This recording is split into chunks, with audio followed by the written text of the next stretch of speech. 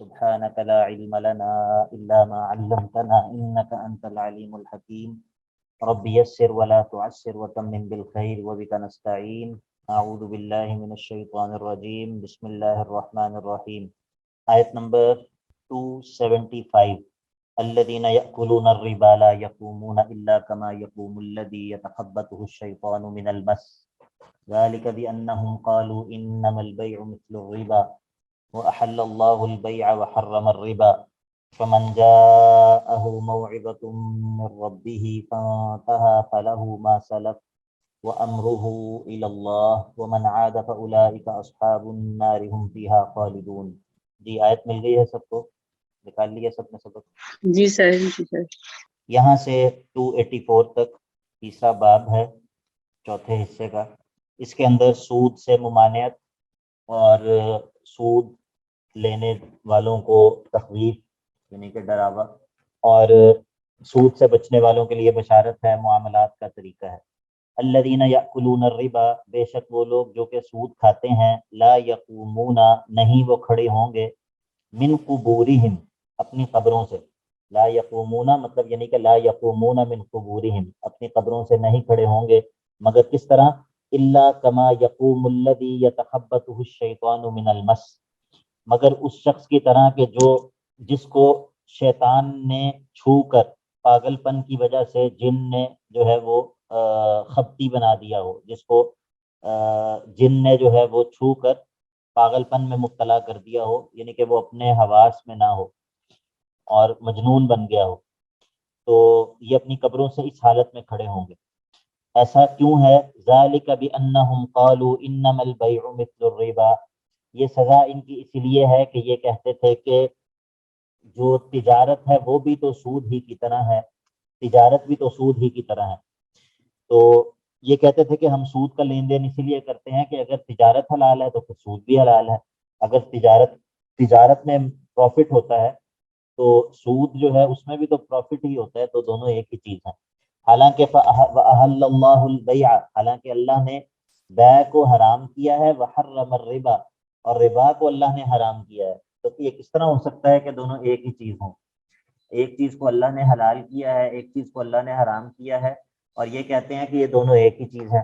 فَمَنْ جَاءَهُ مَوْعِظَةٌ مِّن رَّبِّهِ، تو پس جو کوئی بھی ایسا ہو کہ جس کے پاس اس کے رب کی طرف سے موعظہ یعنی کہ نصیحت آ پہنچے، فَانْتَہَا اور وہ رک جائے سود کے لین دین سے، وہ باز آ جائے، تو فَلَهُ مَا سَلَفَ، تو جو کچھ وہ پہلے لے چکا وہ اسی کے لیے ہے. وَأَمْرُهُ إِلَى اللَّهِ، اور اس کا معاملہ جو ہے وہ اللہ کے ذمہ ہے. وَمَنْ عَادَ، اور جو کوئی دوبارہ لوٹے گا سود کی طرف، فَأُولَئِكَ أَصْحَابُ النَّارِ هُمْ فِيهَا خَالِدُونَ، تو یہ جہنم والے ہیں، آگ والے ہیں، اور یہ اس میں ہمیشہ رہیں گے. يَمْحَقُ اللَّهُ الرِّبَا، یعنی کہ مٹاتا ہے اللہ، کس کو مٹاتا ہے؟ سود کو. مراد کیا ہے؟ سود کے مال کی برکت کو مٹاتا ہے، یعنی کہ يَمْحَقُ اللَّهُ بَرَكَةَ مَالِ الرِّبَا، اللہ تعالیٰ سودی مال کی برکت کو مٹا دیتا ہے. وَيُرْبِي الصَّدَقَاتِ، اور صدقات کو بڑھا دیتا ہے. صدقات کو بڑھا دیتا ہے کا کیا معنی ہے؟ یعنی کہ اس مال کو جس میں سے صدقات دیے جاتے ہیں اس مال کو بڑھا دیتا ہے. يَمْحَقُ اللَّهُ الرِّبَا وَيُرْبِي الصَّدَقَاتِ وَاللَّهُ لَا يُحِبُّ كُلَّ كَفَّارٍ أَثِيمٍ، اور اللہ تعالیٰ ہر ناشکر گنہگار سے محبت نہیں کرتا ہے، یعنی کہ جو سود کو حلال کرتا ہے، سود والا لین دین کرتا ہے، وہ ناشکرہ بھی ہے، گنہگار بھی ہے، اور اللہ تعالیٰ اس سے محبت نہیں کرتا. اس کے مقابلے میں دوسرا گروہ، ان الذين آمنوا وعملوا الصالحات واقاموا الصلاة وآتوا الزكاة لهم اجرهم عند ربهم، یہ دوسرا گروہ ہے. یہ وہ لوگ ہیں جو کہ ایمان لاتے ہیں اور نیک اعمال عمل صالح شریعت کے موافق عمل کرتے ہیں. واقاموا الصلاة، نماز کو قائم کرتے ہیں. وآتوا الزكاة، زکوٰۃ کو ادا کرتے ہیں. لهم اجرهم عند ربهم، پچھلے والے لوگوں کے لیے نتیجہ یہ تھا کہ اولئک اصحاب النار هم فیہا خالدون، اب ان لوگوں کے لیے نتیجہ یہ ہے کہ لہم اجرہم عند ربہم، اللہ کے ہاں ان کے لیے اجر جو ہے وہ بھی محفوظ ہے. ولا خوف علیہم ولا هم یحزنون، اور ان لوگوں پر نہ خوف ہوگا نہ حزن ہوگا، یعنی کہ نہ ہی پچھلی گزری ہوئی زندگی پر کوئی افسوس ہوگا اور نہ ہی آنے والی زندگی کا کوئی خوف اور خطرہ دل میں ہوگا. امن سکون. اب خاص خطاب ہے پیچھے عمومی خطاب تھا، اب خاص خطاب ہے ایمان والوں کو. یا ایھا الذین آمنوا اتقوا اللہ، اے وہ لوگوں جو کہ ایمان لائے ہو، اللہ سے ڈرتے رہو. وذروا، اور چھوڑ دو، ما بقی من الربا، جو کچھ تمہارے سود میں سے رہ چکا ہے، یعنی کہ جو اگر تم نے کسی سے سود کا لین دین کرنا ہے اس کو چھوڑ دو. ان کنتم مؤمنین، اگر تم واقعی اپنے دعوی ایمان میں سچے ہو. فإن لم تفعلوا، اور اگر تم ایسا نہیں کرو گے تو فأذنوا، خبردار ہو جاؤ. بحرب من اللہ ورسولہ، کہ اللہ اور اس کے رسول کے ساتھ جنگ کرنے والے ہو. وإن تبتم، اور اگر تم سود سے توبہ کر لو تو فلکم رؤوس اموالکم، تمہارا جو کیپٹل ہے، رأس المال کیپٹل، فلکم رؤوس اموالکم، تمہارا کیپٹل تمہارے ہی لیے ہے. لا تظلمون ولا تظلمون، نہ تم کوئی کمی کرو اور نہ ہی تم کمی کیے جاؤ گے. یعنی کہ نہ ہی تمہارا جو مال ہے اس میں کوئی کمی کی جائے، نہ تم دوسروں کے مال میں کمی کرو. تمہارا رأس المال تمہیں ملے گا، باقی جو سود ہے اس کو چھوڑ دو. وَإِن كَانَ ذُو عُسْرَةٍ، اگر جو مقروض ہے، جس سے آپ نے قرضہ لینا ہے، ایک شخص کو آپ نے پیسے دیے ہوئے ہیں، اب وہ جو ہے وہ تنگ دست ہے، تو اس کو کشادگی تک مہلت دے دو. وَإِن كَانَ ذُو عُسْرَةٍ، اگر یہ مقروض جو ہے یہ ذو عسرہ یعنی کہ پریشانی والا ہو، تنگی والا ہو، غربت میں ہو، تو فَنَظِرَةٌ، تو اس کو مہلت دے دو، إِلَى مَيْسَرَةٍ، آسانی تک. اس کو کہو کہ ہاں ٹھیک ہے، ہم نے تمہیں مہلت دی، جب تمہارے پاس پیسے ہوں گے تو تم قرض کو ادا کر دینا. وَأَن تَصَدَّقُوا، اور اگر تم صدقہ ہی کر دو تو خَيْرٌ لَكُمْ، تمہارے حق میں زیادہ بہتر ہے. إِن كُنتُمْ تَعْلَمُونَ، اگر تم جانتے ہو. اگر مقروض جو ہے وہ تنگ دست آدمی ہے تو اس پر احسان کرتے ہوئے اگر انسان صدقہ کر دے تو یہ بھی بہت اچھا ہے. اب تخویف اخروی ہے، اور یہ آیت جو ہے یہ قرآن مجید کی سب سے آخر میں نازل ہونے والی آیات میں سے ہے. وَاتَّقُوا يَوْمًا، اور بچ جاؤ اس دن سے، اس دن کے عذاب سے بچ جاؤ. وَاتَّقُوا يَوْمًا، اس دن سے بچ جاؤ، یعنی کہ اس دن کے عذاب سے بچ جاؤ. تُرْجَعُونَ فِيهِ إِلَى اللَّهِ، جس دن تم سب کو اللہ کی طرف لوٹایا جائے گا. اس دن کے عذاب سے اپنے آپ کو بچا لو جس دن تم سب کو اللہ کی طرف لوٹایا جائے گا، اللہ کے سامنے پیش کیا جائے گا. ثُمَّ تُوَفَّىٰ كُلُّ نَفْسٍ مَّا كَسَبَتْ، پھر پورا دے دیا جائے گا ہر جان کو. کیا دے دیا جائے گا؟ ما کسبت، جو کچھ بھی اس نے کمایا ہوگا اس کا بدلہ جو ہے وہ پورا اس کو دے دیا جائے گا. وَهُمْ لَا يُظْلَمُونَ، اور کوئی بھی ظلم نہیں کیے جائیں گے، کوئی بھی لوگ جو ہیں وہ ظلم نہیں کیے جائیں گے، یعنی کہ ان کے اجر میں کسی بھی قسم کی کمی نہیں کی جائے گی. اب جو ہے وہ آیت مداینہ ہے، یہ قرآن مجید کی سب سے لمبی آیت ہے. اس میں تقریباً 25 مسائل بیان ہوئے ہیں لین دین کے متعلق، اور خاص طور پہ جو ادھار اور قرض کا لین دین ہے اس کے متعلق. یا ایھا الذین آمنوا اذا تداینتم بدین، اے وہ لوگوں جو ایمان لائے ہو، اذا تداینتم، جب تم آپس میں ادھار کا لین دین کرو، قرض جو ہے وہ اس کا لین دین کرو. الی اجل مسمن، ایک مقررہ مدت تک، تو فاکتبوہ، اس کو لکھ لیا کرو. اگر کسی کے ساتھ مالی لین دین کریں تو اس کو لکھ لیا کریں. وَلْيَكْتُبْ بَيْنَكُمْ كَاتِبٌ بِالْعَدْلِ، اور چاہیے کہ لکھے تمہارے درمیان ایک لکھنے والا، کاتب بالعدل، عدل کے ساتھ لکھے. وَلَا يَأْبَ كَاتِبٌ، اور یہ لکھنے والا جو ہے یہ لکھنے سے انکار نہ کرے. أَن يَكْتُبَ، اس چیز سے انکار نہ کرے کہ وہ لکھے. كَمَا عَلَّمَهُ اللَّهُ، جس طرح لکھنا اس کو اللہ نے سکھایا ہے. فَلْيَكْتُبْ، تو پس اس کو چاہیے کہ وہ تحریر کرے، لکھے، اس معاہدے کو، اس دستاویز کو جو ہے وہ تحریر کرے. وَلْيُمْلِلِ الَّذِي عَلَيْهِ الْحَقُّ، اور یہ لکھوائے گا کون؟ وہ شخص جس پر حق ہے، یعنی کہ جو قرضہ لینے والا ہے، جو ادھار لے رہا ہے وہ لکھوائے گا. وَلْيُمْلِلِ الَّذِي عَلَيْهِ الْحَقُّ، اور لکھوائے گا وہ شخص جس پر حق ہے. وَلْيَتَّقِ اللَّهَ رَبَّهُ، اور اس کو چاہیے کہ اللہ سے ڈرتا رہے. وَلَا يَبْخَسْ مِنْهُ شَيْئًا، اور اس قرض لکھوانے میں کسی بھی قسم کی کمی نہ کرے. یعنی کہ میرے ذمہ 1,00,000 روپیہ ہے اور میں لکھواتے ہوئے جو ہے وہ 10,000 لکھوا دوں اور ایک زیرو کم کر دوں، یا اس طرح کی کوئی حرکت نہ کروں. فَإِن كَانَ الَّذِي عَلَيْهِ الْحَقُّ سَفِيهًا أَوْ ضَعِيفًا، تو پس اگر وہ جس پر حق ہے، یعنی کہ جس پر جو ہے وہ جس کے ذمہ قرض ہے، وہ سفیہن، کم عقل ہو، او ضعیفن، یا کمزور ہو، او لا يستطيع ان يمل، یا پھر وہ لکھوانے کی استطاعت نہ رکھتا ہو. اس کی کیا مثال ہو سکتی ہے؟ لکھوا نہ سکتا ہو، اتنا پڑھا لکھا نہ ہو. یا یا بول بھی نہ گنگا ہو، سکتا. ہاں بول نہ سکتا ہو. تو فَلْيُمْلِلْ وَلِيُّهُ بِالْعَدْلِ، تو لکھوائے گا اس کا ولی، یعنی کہ وہ کسی کو ولی مقرر کرے گا جو اس کی طرف سے اس کو لکھوائے گا، بالعدل، لیکن عدل کے ساتھ لکھوائے گا. وَاسْتَشْهِدُوا شَهِيدَيْنِ مِن رِجَالِكُمْ، اور گواہ بنا لو اپنے مردوں میں سے دو مردوں کو. فَإِن لَمْ يَكُونَا رَجُلَيْنِ، اگر دو مرد موجود نہ ہوں تو فَرَجُلٌ وَامْرَأَتَانِ، تو ایک مرد اور دو عورتوں کو گواہ بنا لو. ممن ترضون من الشہداء، اور یہ ان میں سے ہوں کہ جن کو تم گواہ بنانا چاہتے ہو، یعنی کہ جو صاحب کردار لوگ ہوں جن کو تم گواہ کے طور پہ پسند کرتے ہو.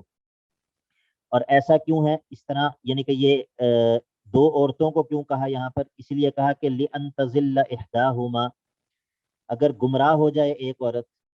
کیا معنی کریں گے یہاں پر اگر ایک عورت گمراہ ہو جائے؟ نہیں سر. کیا ہو جائے؟ بھول جائے. بھول جائے.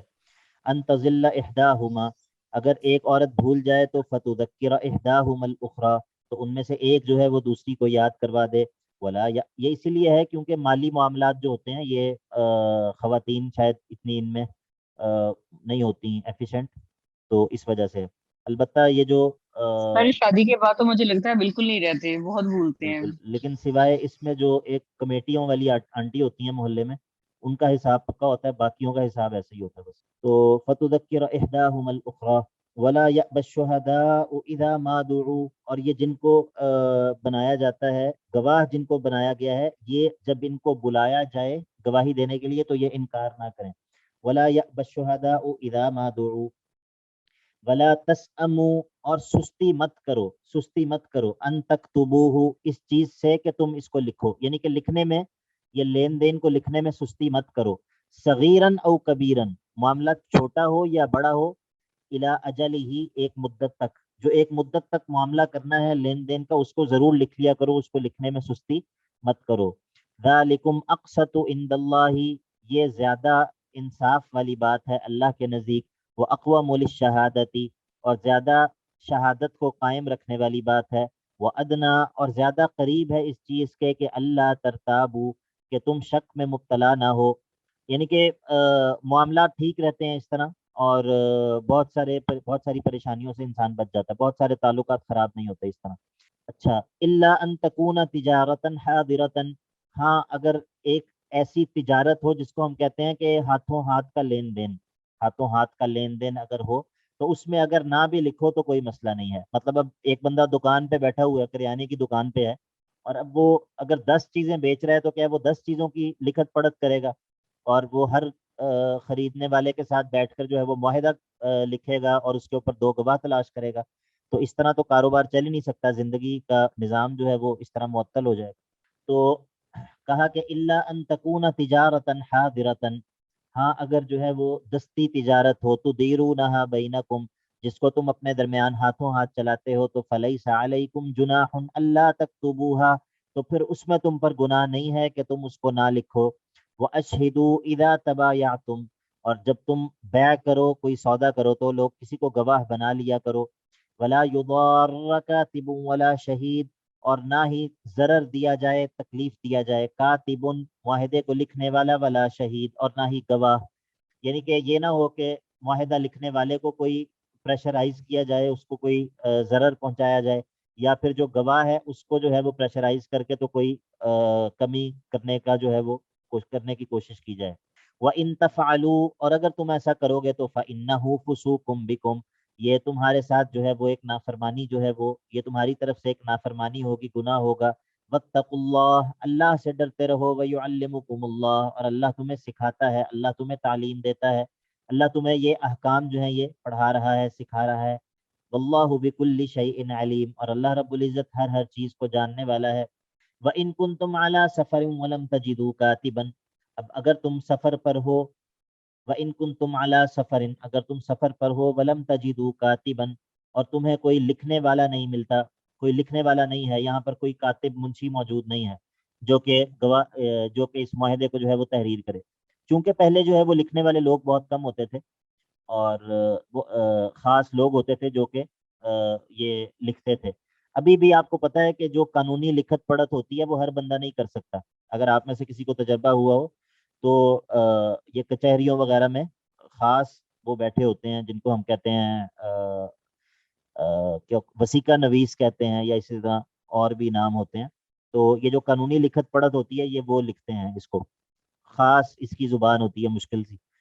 تو وَإِن كُنتُمْ عَلَى سَفَرٍ, اگر آپ سفر پر ہیں اور سفر میں کوئی لین دین کرنے کی ضرورت پڑ گئی ہے, وَلَمْ تَجِدُوا كَاتِبًا, اور وہاں پر آپ کو کوئی وہ نہیں ملا, لکھنے والا کاتب جو ہے وہ نہیں ملا, تو فَرِحَانٌ مَقْبُوضَةٌ, تو رہن جو ہے وہ کچھ رکھوایا جا سکتا ہے, کوئی چیز جو ہے وہ رہن رکھوائی جا سکتی ہے کہ بھائی یہ میری گھڑی آپ رکھ لیں, اور جب میں آپ کو پیسے واپس کروں گا تو میں آپ سے جو ہے وہ اپنی گھڑی لے لوں گا.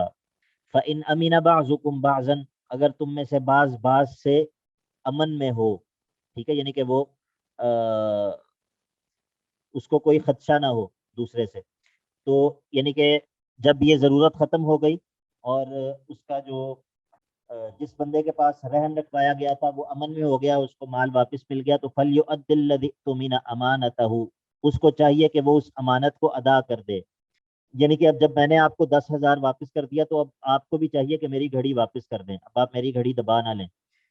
وَلْيَتَّقِ اللَّهَ رَبَّهُ, اور چاہیے کہ وہ اللہ سے ڈرتا رہے. وَلَا تَكْتُمُوا الشَّهَادَةَ, اور اللہ کی گواہی اور شہادت کو چھپائے نہیں. وَمَن يَكْتُمْهَا, اور جو کوئی اس گواہی اور شہادت کو چھپائے تو فَإِنَّهُ آثِمٌ قَلْبُهُ, تو بے شک یہ شخص اس کا دل جو ہے وہ گناہگار ہے.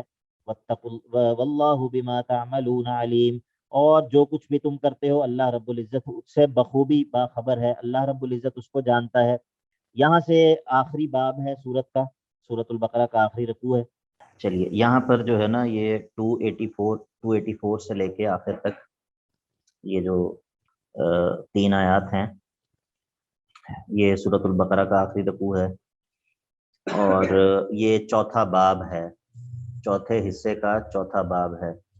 اس باب کے اندر کیا ہوگا, اس باب کے اندر اعادہ ہوگا سارے مضامین کا, جو کچھ بیان ہو گیا پیچھے 4 بڑے مضامین بیان ہوئے ہیں نا, توحید, رسالت, جہاد اور انفاق.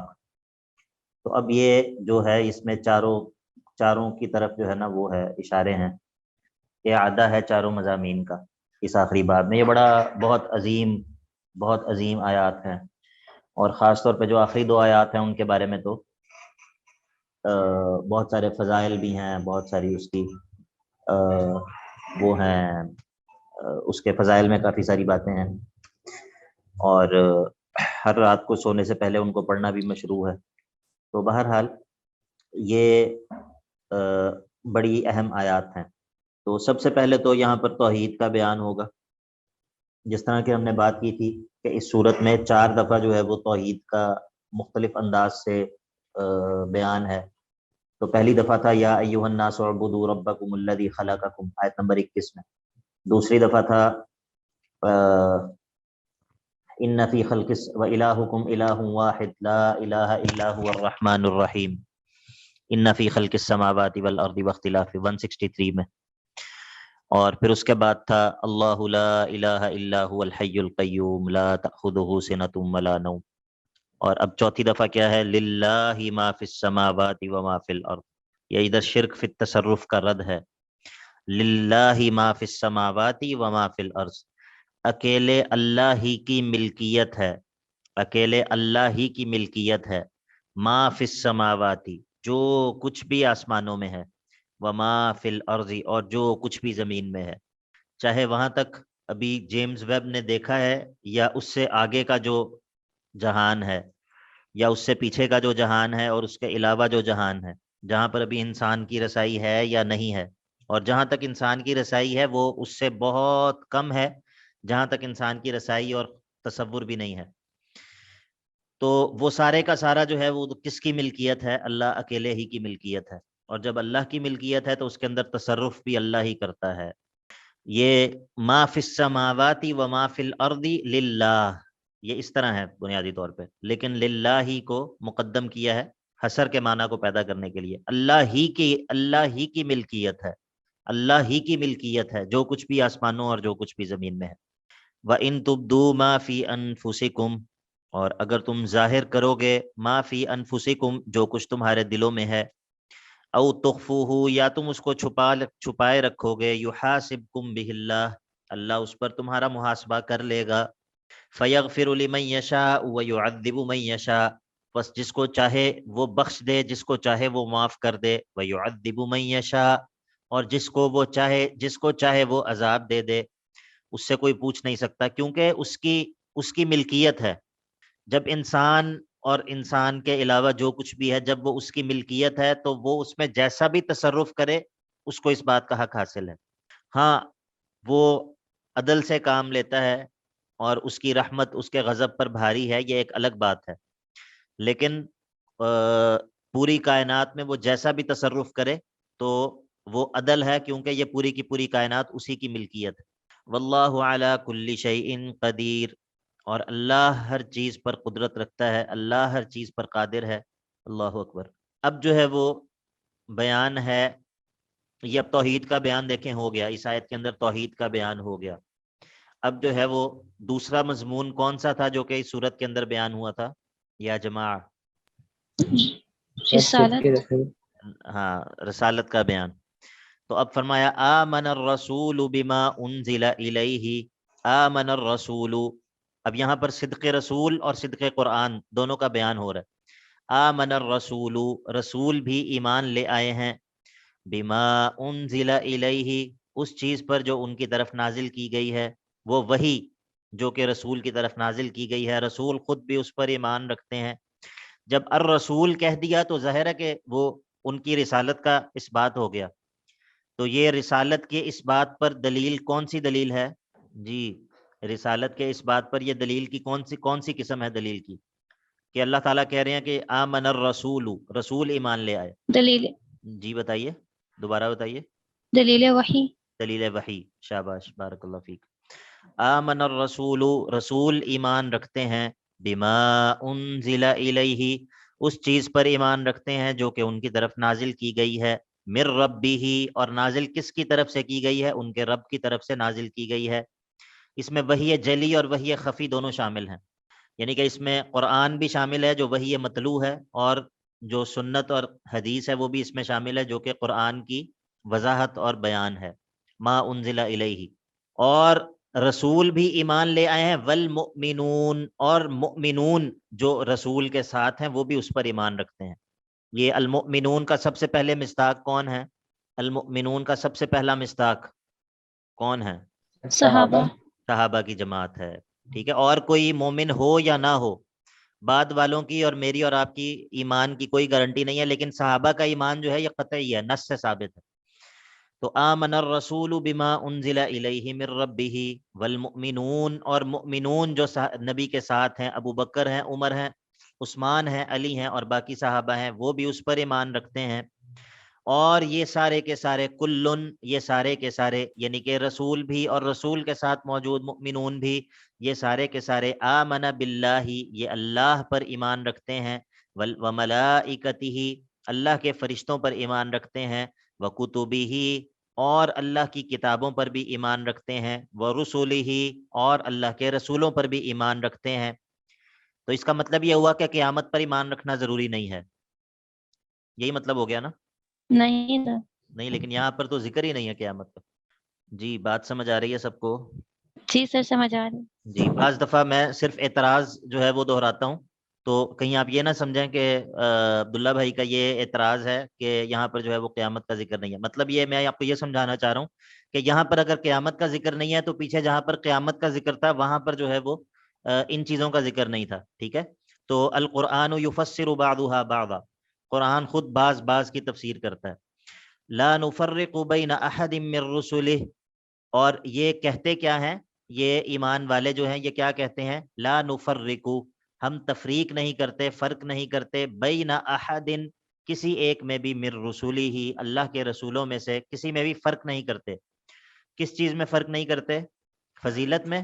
کس چیز میں؟ ایمان لانے میں۔ ایمان لانے میں، ورنہ فضیلت میں تو فرق ہے، جس طرح ہم نے پڑھا تلک الرسل فضلنا بعضهم علی بعض، وقالوا سمعنا واطعنا، اور یہ کہتے کیا ہیں ایمان والے؟ ایمان کا اظہار کرتے ہیں اور پھر کہتے ہیں کہ اے اللہ ہم نے سن لیا، سمعنا واطعنا، یہ سمعنا بالقبول ہے، سمعنا بالقبول واطعنا، اے اللہ ہم نے سنا، قبولیت کے ساتھ سنا، اور اطعنا، اور ہم نے جو سنا اس کی اطاعت کی. غفرانک نسأل غفرانک، اے اللہ ہم آپ سے آپ کی بخشش کا سوال کرتے ہیں. ربنا، اے ہمارے رب. وَإِلَيْكَ الْمَصِيرُ، اور آپ ہی کی طرف لوٹنا ہے، آپ ہی کی طرف دوبارہ لوٹنا ہے. یہ جب پچھلی آیت نازل ہوئی، وَإِن تُبْدُوا مَا فِي أَنفُسِكُمْ أَوْ تُخْفُوهُ يُحَاسِبْكُم بِهِ اللَّهُ، جو تمہارے دلوں میں ہے تم اس کو ظاہر کرو یا نہ کرو، اللہ تمہارا محاسبہ کر لے گا. تو صحابہ پریشان ہو گئے کہ یا اللہ یہ کیا ہوگا، کس طرح جو ہے وہ دلوں کے اندر موجود بات پر بھی حساب ہوگا.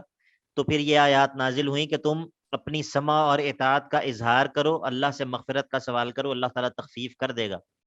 تو مسلمانوں نے کہا کہ ہم ایمان لاتے ہیں. صحابہ نے کہا آمن باللہ و ملائکتہ و رسلہ لا نفرق بین احد من رسلہ، اور انہوں نے کیا کہا، سمعنا و اطعنا، اے اللہ آپ نے جو کہا ہم نے اس کو سن لیا، قبول کیا، اور ہم اس کے مطیع اور فرما بردار ہیں. غفرانک، یعنی کہ نطلب غفرانک، اے اللہ ہم آپ سے آپ کی مغفرت کا سوال کرتے ہیں، اے ہمارے رب. وَإِلَيْكَ الْمَصِيرُ، اور آپ ہی کی طرف ہمارا دوبارہ لوٹنا ہے. اب تخفیف ہو گئی. لا یکلف اللہ نفسا الا وسعها، ادھر جو ہے وہ جہاد اور انفاق کی طرف اشارہ ہے کہ یہ جو جہاد کا حکم تمہیں دیا ہے اور یہ جو اللہ کے راستے میں خرچ کرنے کا حکم تمہیں دیا ہے، یہ تمہاری طاقت سے بڑھ کر نہیں ہے. لا یکلف اللہ نفسا الا وسعها. اور اسی طرح یہ بھی ہے کہ اگر دلوں کے اندر موجود خیالات تمہارے کنٹرول میں اور تمہارے اختیار میں نہیں ہے تو اس پر تمہارا محاسبہ نہیں ہوگا.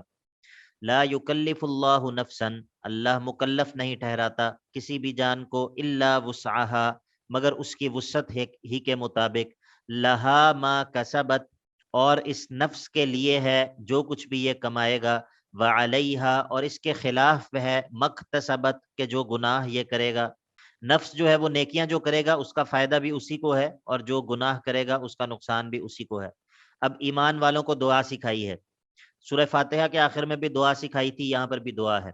ربنا، اے ہمارے رب، لا تؤاخذنا، یعنی کہ جب یہ ایمان والے سمعنا و اطعنا کہتے ہیں، اپنے ایمان لانے کا اظہار کرتے ہیں. دیکھیے پیچھے کہا آمن باللہ و ملائکتہ و کتبہ و رسلہ لا نفرق بین احد من رسلہ، ایمان کا اظہار کرتے ہیں، ایمان کا اعلان کرتے ہیں، اور پھر عمل کے ساتھ وہ سمعنا و اطعنا کا جو ہے وہ ثبوت دیتے ہیں.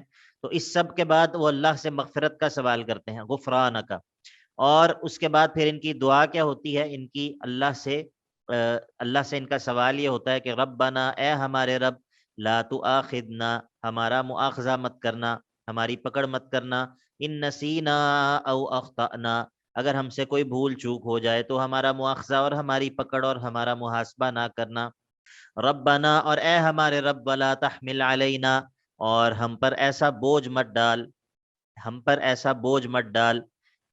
اسرن، ایسا بوجھ کے کما حملتہ، جیسا تو نے ڈالا تھا، علی الذین من قبلنا، ہم سے پہلی امتوں پر.